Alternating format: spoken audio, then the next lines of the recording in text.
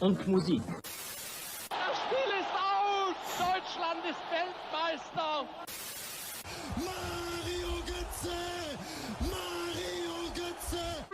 Tonight, whether you call it football, football, or soccer, a German American and a German in America dare to call it foosball. German foosball from an American point of view. Let's add some buns to that hamburger and join them for the Schnitzel Boys Deutschland Hour. Oh, yeah, that's what it is. The Schnitzel Boys Deutschland Hour. Good evening, Stefan. How are you? Good evening, Bjorn. It is the Schnitzel Boys Deutschland Hour. It's Schnitzel nights. Monday night we do Deutschland, and then we talk about the U.S. of A. Bjorn, I stalked you yesterday. Did you know that? You did? You did? Yeah. You followed me around New York City? I did follow you around New York City. All right. I looked at your times. I looked at your placement. And then they sent me photos of you. Isn't that crazy? They sent you photos of me? Yeah, Wow. Isn't that weird? That is weird. That is a little weird. No, they didn't send me photos of you. But so I was curious about. So for everyone, well, it's not that much of a joke. I got a photo of your brother, but So you ran the New York City Marathon yesterday, right? That is correct. I'm wearing a shirt to prove it. Yeah, there you go. They gave you a shirt. Gave me a shirt. And I'm in Los Angeles, and I was just curious. At the end of it, the New York Times, they published the rankings or something. Like I thought when it was all over with, you can look at everyone's rankings or whatever, right? Something like that. But they have this app, and it live tracks anything. Yeah. You just pop in a name, and it tells and then it gives you all the info. It gives me my phone is dead. Yeah, I don't know. It tells your nationality first off, which is hilarious. I was representing Germany. Yeah, even though you've lived in New York, I know. I never. I guess I signed. I've been a member of the New York Roadrunners for 20 plus years, and you keep flying in. And I guess I guess initially I was. Via your number, it tracks your times when you hit thing, how long your total was, and then your total ranking, everything. And you did really, really well. Every one of your miles was 11 minutes. It was 10 minutes and 45 seconds, and by the end, it was 11 minutes and 45 seconds. Well, so you lagged by a minute. But every mile, because you mentioned you wanted to run consistently, and I looked at it, it's like you did. And you finished the whole thing in what, 5 hours? 5 hours, 8 minutes, and some seconds. I don't actually. And I learned that just by on the app. It was public. It's pretty wild, huh? It's made for. Yeah, I mean, I'm sure it is a lot of information that is available to any stranger. Any stranger, yeah. And I looked up your brother, and photos of your brother were online. That's amazing. They're not great. You should verify. Maybe they're not even him. But I guess they have webcams along the way. Yeah. I mean, you pay for that. You can pay for this. They take pictures of you, and you can pay them to a universal as a souvenir. But they shouldn't be available to everyone. I guess. Yeah, interesting. That's true. It is weird, like the log ride. It's like at the end, or how people at a theme park, right? Take a picture of your log ride, and for fun they try to. Or I did a you Jurassic on the roller coaster going. Yeah, or like I do, to be funny guy on the Jurassic World ride, I try to be extra chill and bored by it. So the photo is everybody doing what you just did, the big screamy face, but me doing the yawny face. Yeah. Yeah, but you can if you're stalking a guy, you could I technically could have, if I got up early enough, through a live webcam stream. Probably could have watched you run the whole time. At least maybe not the whole time, but I could have caught up with you a lot of the times. You could have seen me come through places. Yeah, that's true. Were you on ESPN? Because it was broadcast live on ESPN? I don't think... I think I was probably too slow for ESPN. Because I was in the final wave. I just learned earlier today, I did not make the cutoff for the New York Times. The New York Times, you had to do 4:44 and faster to make it into the New York Times results. So I was too slow for that. So is that what does that mean? It's published in their print edition? Is that what Yeah, that they do. They have a section where they publish marathon results. The last time I did it was just 16 years ago. It was a while ago. The last time I did make the cutoff, and then my name was featured in the New York Times. But yeah, these days there's that must apps. be 10,000 people, right? How many people? More. It's more than that. You were what? 50,000. There's 50. There's 52,000 plus finishers generally. I think. I don't actually know. I did not know what my place. I didn't win with this time, shockingly. If memory serves, let me look. Because your brother finished 10 minutes faster than you. He did, yes. And he was 38,000th, and you were 50,000th. So in that 10 minutes, 12,000 people. Really? That seems like a lot for 12 minutes. Is that true? Let me see. My phone is dead. I have to. I'm gonna look. Plug it in. Yeah. I'm gonna look right now. But it's cool you did it. You finished. You said you would. You didn't know how long it took. And I saw pictures of it on the internet of the last lady to finish, and she was in crutches or something. You see Yeah, that? some people. Why was she in crutches doing a marathon? Some people suffer. Some people get. What? Wait, you What mean is she that? was in crutches the whole time, or I assume no, only towards the end. But if that's the case, if you break your ankle, quit the marathon, right?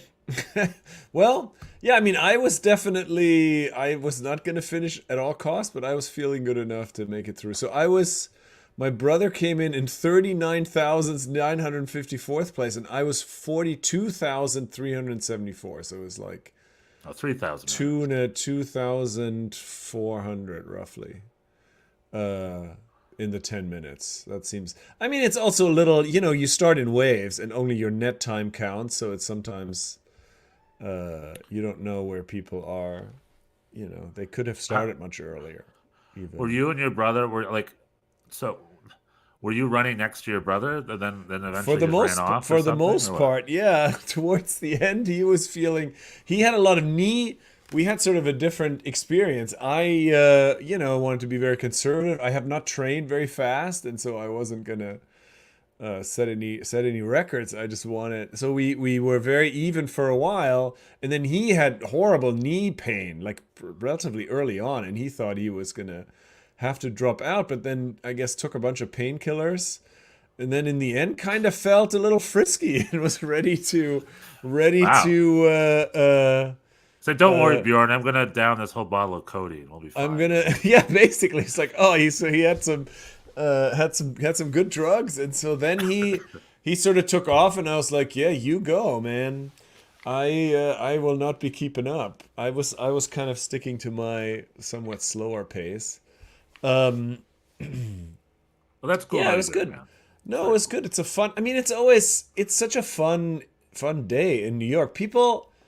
There's marathons all over the world, but nobody gets into it like the New Yorkers get into it. I don't know what it is, but people are just ready to cheer, and especially for the slower people. I think there's a difference in Europe. People cheer for the pros, and then it's like, okay, we've kind of done it. But in New York, it's kind of like it's almost like a tradition. You go to brunch, and then you go out, and then you cheer for whoever's. I mean, it was just incredible, especially Brooklyn, really throughout, from Bay Ridge all the way to Williamsburg, Greenpoint. People are just out and have signs, and I mean, it's a nice thing. And then it's also just kind of part of the progression of how this goes. In the beginning, you're feeling good. You're trudging along, and you're very open to looking at people, listening to music, high-fiving spectators, and as it goes on and on, obviously it becomes sort of a test of will, because you start hurting, and so in the end you're just much more inward focused. Like there's parts of Manhattan where people are still out there, but it's sort of like you're no longer. I anyway wasn't in the mood of.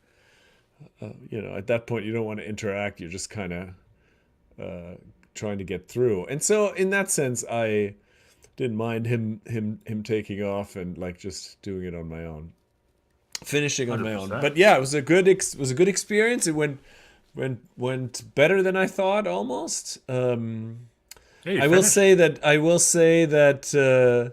the New York Roadrunners, they give you an age graded adjusted time by that metric. I beat him by 25 minutes. So, Nice. but in the real world, he finished 10 minutes faster. But yeah, it was great. It was really really good. And I'm glad you were tracking me. Yeah, I was sitting on my couch eating popcorn, I think, watching a movie or something. And I was like, let's go, Bjorn. Mach hin, faster, faster. Mach hin. Yeah. Yeah. The favorite sign that I saw was somebody had just a sign with 2 words. It just said, "Run, bitch." Run, bitch, run. That's New York, baby.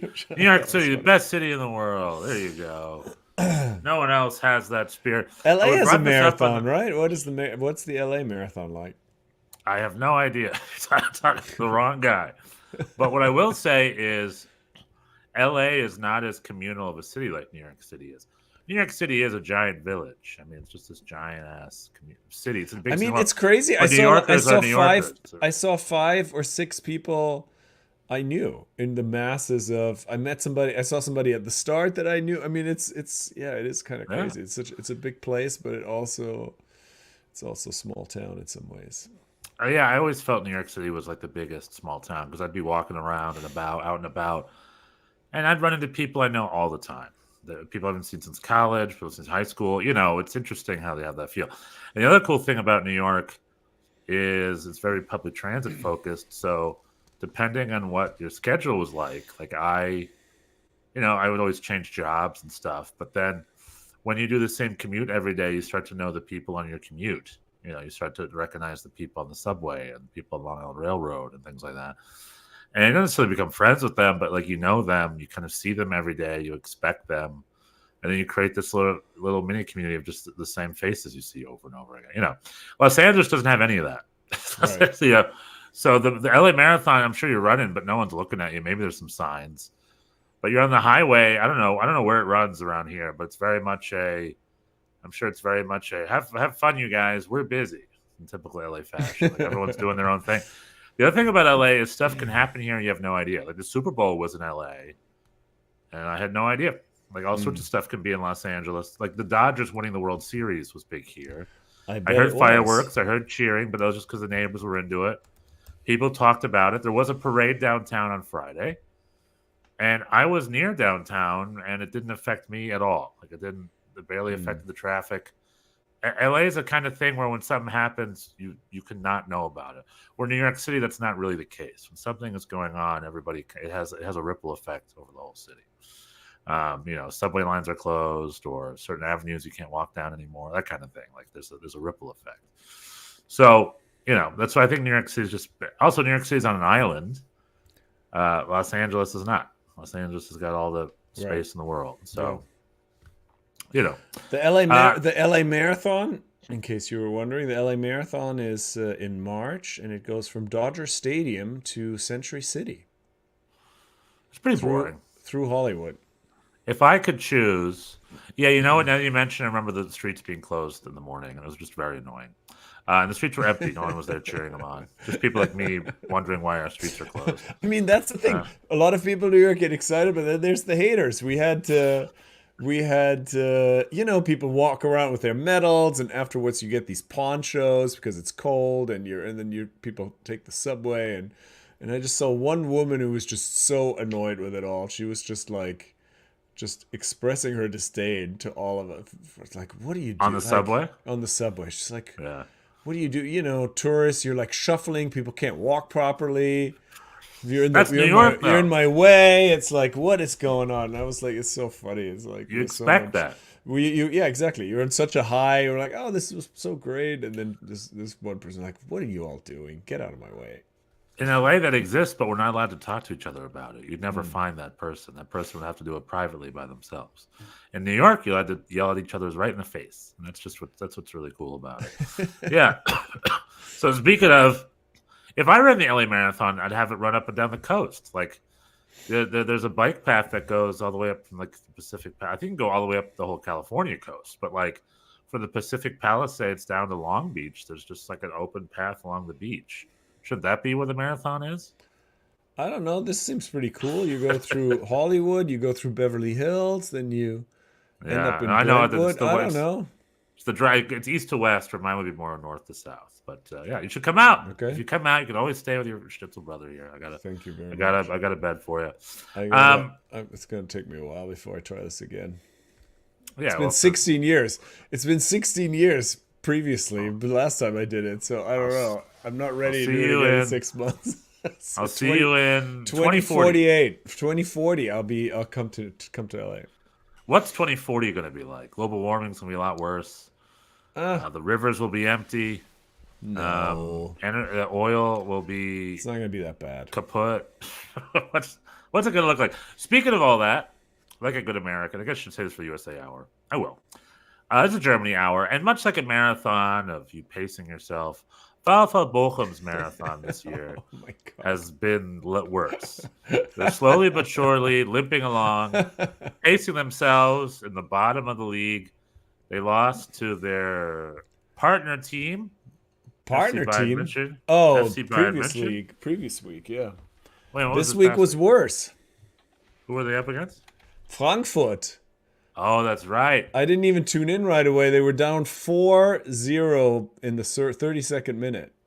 And I was like, I guess I'll skip this one. 7-2 this weekend, including a goal from Nathaniel Brown. So, correction. I mistakenly, because I lost track of him a little bit, he is with Eintracht Frankfurt. He was on loan with Nuremberg, but he's with Eintracht Frankfurt.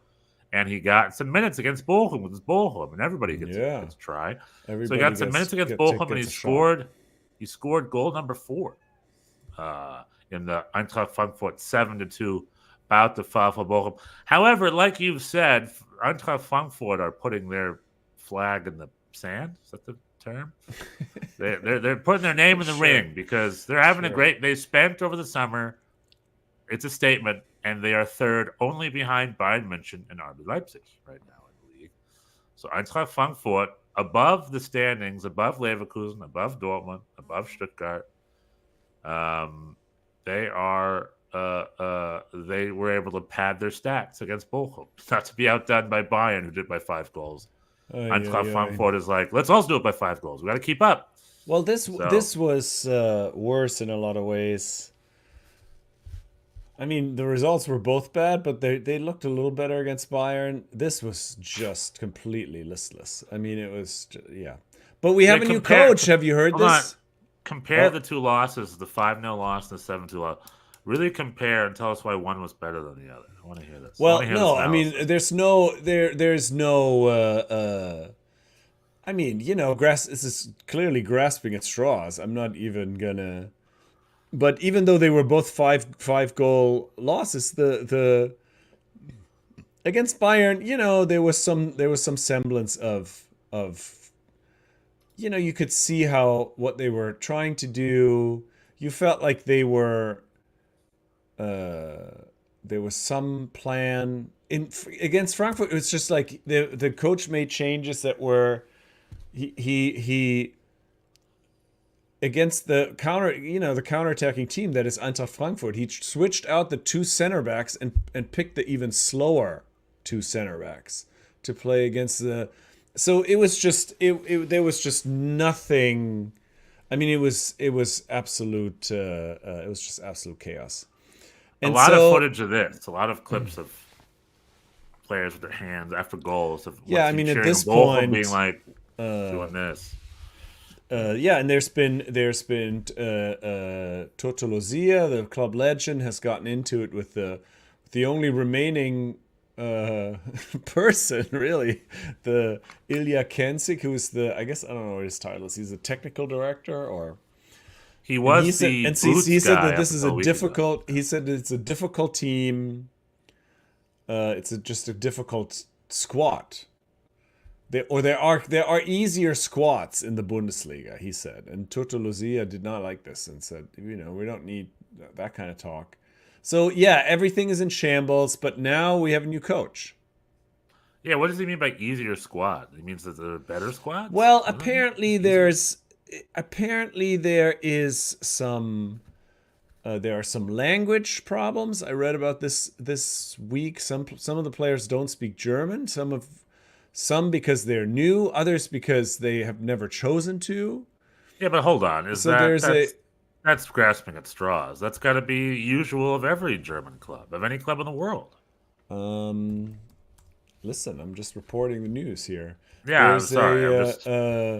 From what I understand, in RB Leipzig, the language there is English. They don't even speak German. It's such an international club. Well, in Bochum, and a place like Bayern München, is Harry Kane. Yeah, is Harry Kane speaking German? No, they're speaking English with Harry Kane. I bet he's learning. He's trying to, but you can't learn it overniid. Yeah, I mean, there's got to be... No, there's always... It's an international game, and these allowances are made. This was more sort of... I guess brought up along the lines of like there's cliques in the team. The team is splintered into different kind of fractions. They're kind of quiet. Nobody's very vocal. The leaders are Toto Luzia was always the leader. He's like 38 or 39. He's not a regular starter, and there's nobody stepping up. Manuel Riemann is gone. There was briefly a rumor that he might come back, the goalie. But apparently that was false. So it's just a mess. And now Dieter Hecking is coming in. Oh, old school. Old school, formerly of everybody. So formerly of Wolfsburg, Mönchengladbach. He must have been retired for a while. He was a player. Yeah, I guess he signed a contract till the end of the season, and he's collecting a salary while almost nothing is expected of him, as far as I can. I mean, like, what is he gonna do? This team is not going anywhere, and so, but somebody needs to coach him. Dieter Hecking's last job was with Hamburger SV in the second division. Clearly, an unsuccessful season for one season, but then before that, he was with Gladbach for a few seasons at top flight.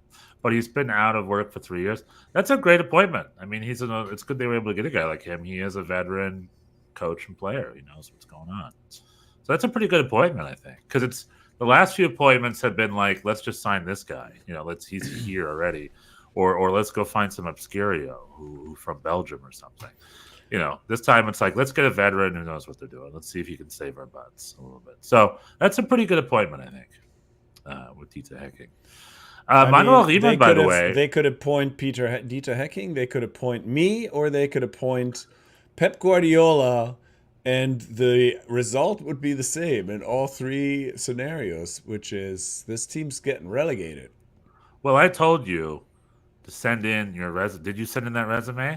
I have not. No, I've not. Well, I've been running. I don't have time. I don't have time to coach Bochum. I don't live in Germany. Well, maybe they were following you on the app like I was, and they were scouting you as well. And if he makes it under a certain amount, if he makes it on the New York Times list, we'll hire him. Oh, we just missed the cut, unfortunately. I should have. I was not going to be 24 minutes faster. That was just not going to happen. So, by the way, I'm looking up Manuel Riemann, and according to his Wikipedia article, he's still open-endedly under contract at VfL very much so. Yeah. He was... he's just not there or something? Or what? They suspended him indefinitely. And they told him to find another club. He said, I don't know what he said, but he hasn't. And he's under contract. Well, they still have to pay him, right? That's good. Well, they're also paying their previous two coaches still. That doesn't really mean anything. That's why you should be the new boss. You should not the coach, but you should be the new sports director. You should be like, listen, we have more people on the payroll that aren't here that are here. Okay. We need to fix it. This has just gone. We talked about how I knew this was going to be a difficult season, and I've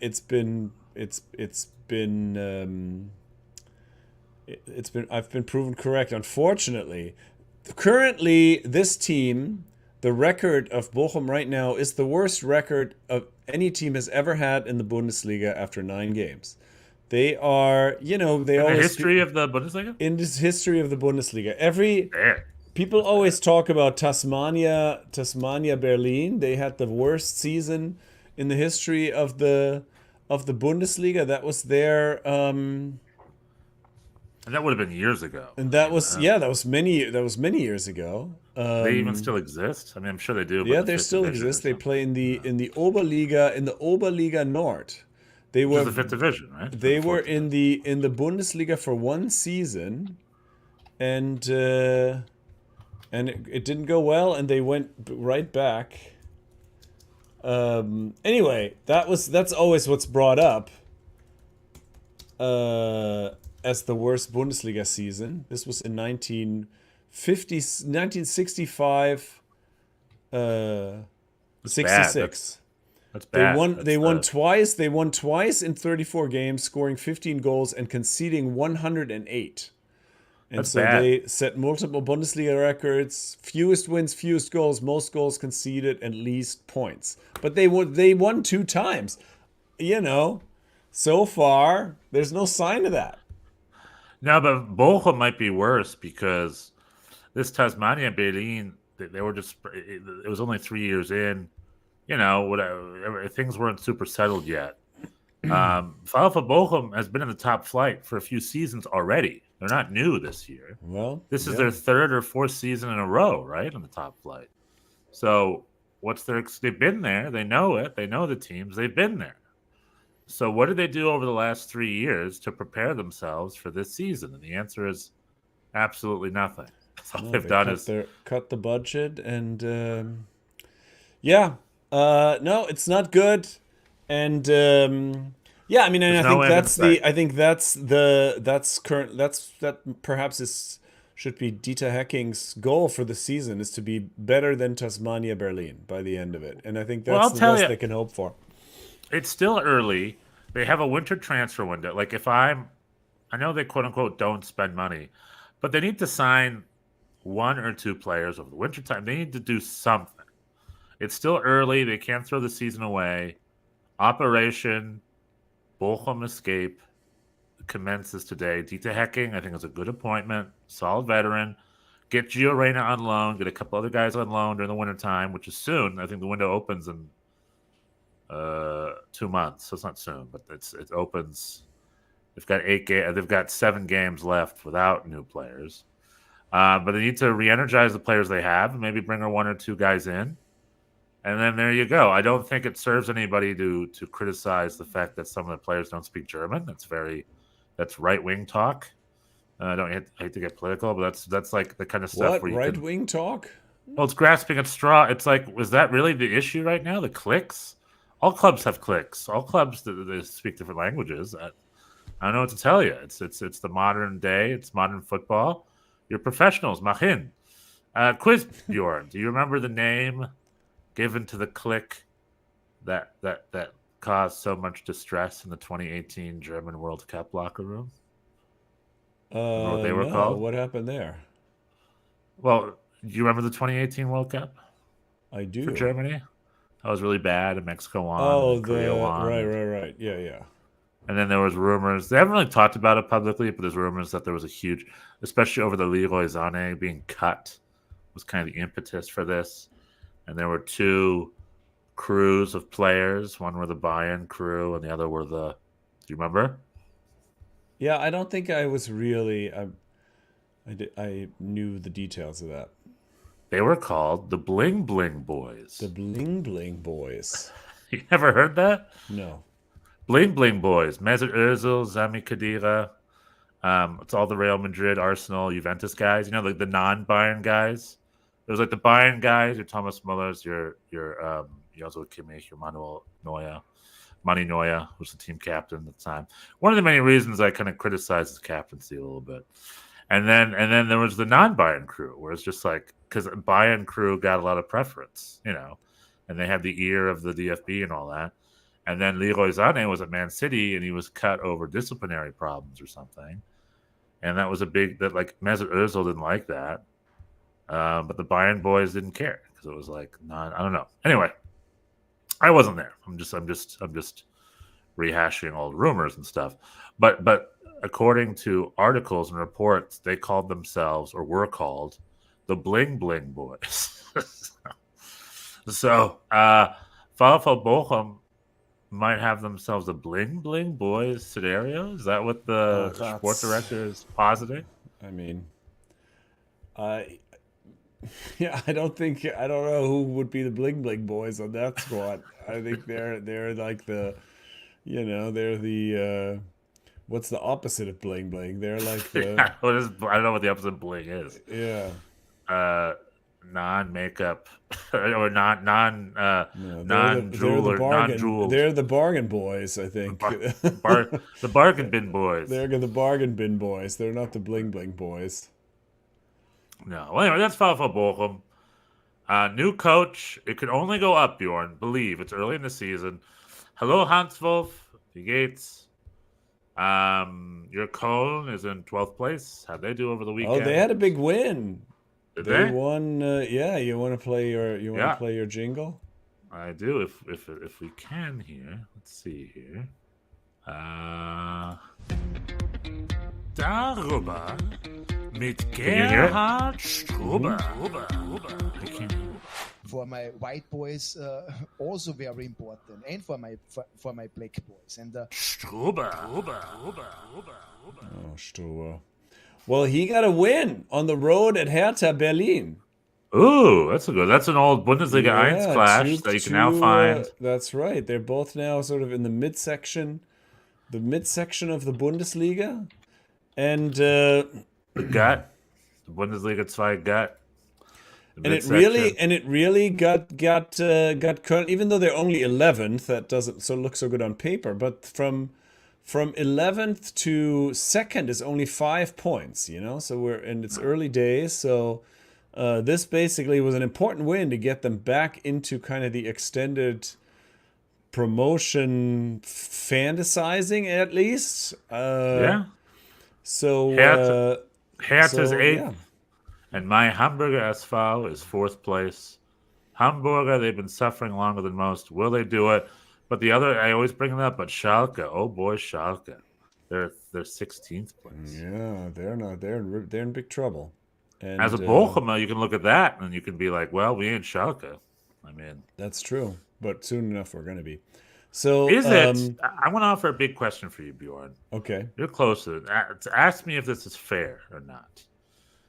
Is what's going on with Schalke and Bochum, and maybe Dortmund, although I'm not going to throw them in the category, is what's going on in the Ruhr in general, economically speaking, finally having an effect on the Bundesliga clubs in the Ruhr? Because VfL Bochum doesn't spend.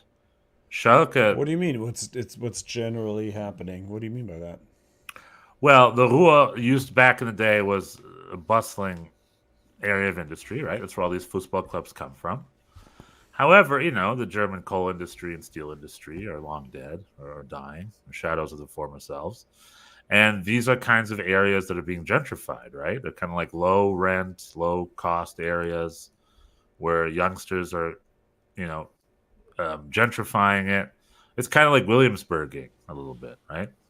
And fair or not. Okay. But a lot of these cities are sort of dead shadows of their former selves. The money isn't the same in this area. It's like your Detroits, your Buffaloes. I don't know that that's true, actually. Well, you tell me, because you're closer to it. I think all those things happened in the 80s and 90s. I think der Strukturwechsel, that was a big thing. They had people, the change of the change of structure. That these but from what to what? Having money and not having money? Well, these economies all had to reinvent themselves, but they have done that relatively successfully. I think this region is doing all right. They have lots of small business and a lot of culture. There's a lot going on. I don't think. I mean, certainly compared to. Hold on, they're not economically. I know that they had to reinvent themselves, but are you saying the same kind of money goes through the books in the law now that they used to? No, right? I think so. I think obviously the world has changed, but and I don't have. This is anecdotal. I don't know. I haven't been. If you knew you were going to ask me this, I would have looked it up. But I don't. I wouldn't say that the that region of the country is doing any worse than other parts of Germany. I don't think so. I wouldn't say that. So you wouldn't buy into the fact that it will have effect on its Bundesliga clubs? I mean, they don't have, like for Bochum, it's always been this way. I think probably they have been overtaken. You know, other clubs have bigger sponsors. They have outside investors. They have, you know, all these things that Bochum doesn't have, and so they can't compete. But it's not like they used to have money and now they don't. It's always been like this. Yeah, but anytime there was a good. And Schalke, I think for Schalke, it's not the problem that they don't have any money. It's the problem that the club has been poorly run, exceptionally poorly run, and they have had outside investment, and they've spent a lot of money stupidly, and now have debt and all kinds of problems. But this is also, I wouldn't say this is not a problem that there's not enough money. It's just there. I mean, with Dortmund, you could say it's not a problem that they don't have. You know, they've made like $1 billion in transfer fees over the last however many years. So, and they're in I think these are all different. These are 3 different clubs that have 3 different problems. I would say. So you do not buy into the I do not buy into the this hypothesis. This sort of represents a larger decline of the Ruhrgebiet. Yeah. I don't think so, because I think the Ruhrgebiet is fine. Well, actually, I will look this up if you have something else to say. Well, so Borussia Dortmund's 5th place. Cologne is in 11th place, Hans. How do you feel about Cologne? Let us know in the chat from 12th to 11th. The other thing we got our eyes on with the Bundesliga is our friend Pellegrino Matarazzo. He still has a German. He still has a... He still has a German. That's he true. He still has a job. I'm sorry, I meant to say he still has a job. Hoffenheim lost to St. Pauli. So, not 3 weeks ago, we thought Holstein Kiel, St. Pauli, and Bochum were part of a club. Here we are 3 weeks later, and Bochum is in a club of 1, and St. Pauli is getting themselves some points. It's working for St. Pauli a little bit. They got themselves a win over the weekend over Hoffenheim, a 2-0 win. And the week before that, they got themselves a draw. And the week before that... And I thought for sure this would spell the end of Pellegrino's Matarazzo's reign. Right, but seemingly no. So far, not yet. But the writing is on the wall. What's that phrase we came up with last week? Es zeichnet sich ab. Zeichnet sich ab. Like unless, who knows? Unless all of a sudden they can turn around and go on a little bit of a winning streak. It's looking like Pellegrino's days at Hoffenheim are numbered, because a home loss over St. Pauli is not a great look. Bayern beat Union Berlin. Bayern business as usual. We just have to keep their eye in Europe. Wolfsburg tie. Holstein Kiel got 3 points over at Heidenheim. So St. Pauli and now Holstein Kiel are giving themselves a few points. I mean, this is what made the weekend for Bochum even worse. That everybody else got some points, and now there is a gap that will not be crossed. Gladbach got 3 points over Werder Bremen. Freiburg, Mainz tied. Dortmund and Leipzig, probably one of the Spitzenduells. This was a big weekend for Dortmund because RB Leipzig are in the chase against Bayern. But Dortmund got a 2-1 home victory over RB Leipzig, which saves with a goal with Maxi Bayer, we've got our eye on, and Naziru Guirassy. So the 2 goal scorers who were supposed to scored. And Dortmund got themselves a good home victory, and that helped. That was a good win. That was a good game, too, for them. It really, they looked like a different team. They were very, there was an oomph about them that we hadn't seen. No, it's good. Maybe the pressure on Nuri Sahin and the press, because they were 7th place before this weekend and dropping some big games. But they had a huge Spitzenduell this weekend, and they won 2-1 over RB Leipzig. Mm-hmm. Good for Dortmund. Nuri Sahin's seat seems to be less lukewarm than Pellegrino Matarazzo's. But I'd say definitely those are the two. For now. Hans Wolf is saying he's content that Köln lasted 5 seasons longer than they should have in the Bundesliga. It is what it is. But how do you feel about Struber? Hans Wolf, how do you feel about Struber being the coach? But Hans Wolf, are you content that FC Köln is a second division team? Shouldn't you want them to be a top flight club regularly, like they have been in the past traditionally? Especially in that area, Köln are big boys. They were a big team back in the day. And in that area, it's little Bayer Leverkusen and large FC Köln. But Bayer Leverkusen's getting it all done, right? And Köln became an elevated club all of a sudden. Or not all of a sudden, over the last 15, 20 years, I'd say. But anywho, yeah, let us know how you feel. It seems like Hans Wolf is content with FC Köln. Being content. Are you content, Bjorn, as a fan? Are you a contented fan? As a fan of Bochum? I don't know. Just anything. How could I be contented? How can I be contented? Well, how can I be contented with Bochum's? I mean, it would have been better in retrospect. They would have just lost that relegation playoff, and that would have saved a lot of sadness. No. Stay tough. The sad reality with Bochum is, though, the way they're playing now in the Bundesliga, this kind of play could probably get them relegated in the second Bundesliga too. Don't you think? I don't think they'd lose 7-2 to a lot of teams in Bundesliga 2. Well, let's hope not. But maybe 3-2. I don't know. What's the translation metric? Got to put in like the inflation calendar. We have to put in the sort of inflation calendar. Be like, well, the 7-2 against FIFA Club World Cup will help us with that. Right. Okay, so the other thing. What is the other thing, Stefan? What is the other thing? We have UEFA Champions League this week, right? That's right. Dortmund playing the mighty Sturm Graz. Leverkusen on the road at Liverpool. Leipzig at Celtic. Oh, so last week or 2 weeks ago, we had a disappointing week. Let's hope for a more, let's say, appointing week. What is the opposite of disappointing? Let's have a more fruitful week. Bayern's hosting Benfica. We got our eyes on that because Bayern are 2 losses in a row. Leverkusen at Liverpool will be a lot of fun. That's tomorrow at noon. Yeah. And then Celtic hosting Leipzig. You should think Leipzig should be able to take care of that. And then Dortmund hosting Sturm Graz. Dortmund should be able to take care of that as well. And then there's one more, right? Let's see. Stuttgart. What are they up to these days? Stuttgart hosting Atalanta. All right. There you go. Let's hope for an improved performance from our German clubs this week. Last round, I think it was 3 losses, a tie, and then a win. Let's hope for 3 or 4 wins this time. Mach hin, boys. Mach hin. What game are you most excited about of those matchups? Well, the Liverpool one will be fun. Yeah, I think so too.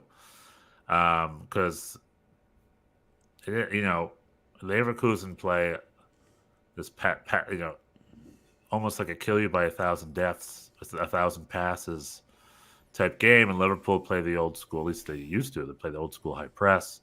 I have been following Liverpool under Arne Slot. Are they still playing the way they used to play? Or? They're a little bit more, slightly more conservative. They have a slightly beefed up midfield now that helps with the defense. But they're still good. And Xabi Alonso, he's an old Liverpool guy, so that'll be interesting. That'll be fun. As fun as that'll be, you got to give that game to Liverpool, right? It's in Liverpool. Maybe a road tie would be a success. But then, Dortmund over Sturm Graz, W. Celtic, Leipzig should be a Leipzig W. Bayern hosting Benfica should be a Bayern W. And then Stuttgart Atalanta is the other one's kind of up in the air. It is in Stuttgart, but Atalanta no pushovers. So curious how that'll turn out. We'll see. Lass uns sehen. Well, that's all I got today. Do you have any other thoughts, the German soccer sphere, Bjorn? No, I'm very contented with this Bundesliga hour. We've just served up. We'll get to look at the big table again, the big 36-team table in the Champions League this week. Oh yeah, see what's going on, see the movement. It is match day 5. Out of 8. Yeah, so we're in the back 4. The movement is not going to be as... Yeah, Bayern have a lot of ground to cover. No, I'm wrong. I looked ahead. It's match day 4, so we're still in the first half. Right. But after this weekend, it'll be halfway done, and then they'll have the back 4. All right, that's been the Bundesliga Hour, the Germany Hour. Coming up next, talk USA Hour. I'm a happy boy again. We'll talk about the great night. My God, the Red Bulls and your dream has been revived. That's true. We will talk about that. Stay tuned. Yeah, that's true. My dream is still alive. We'll talk about what that dream is. It was dead, and it's back. It is back. Thank you to Daniel Edelman. All right. Tschüss. Bis nächste Woche. Join us over in the live stream. Up to minutes for USA Hour. Otherwise, see you next time. Excuse me.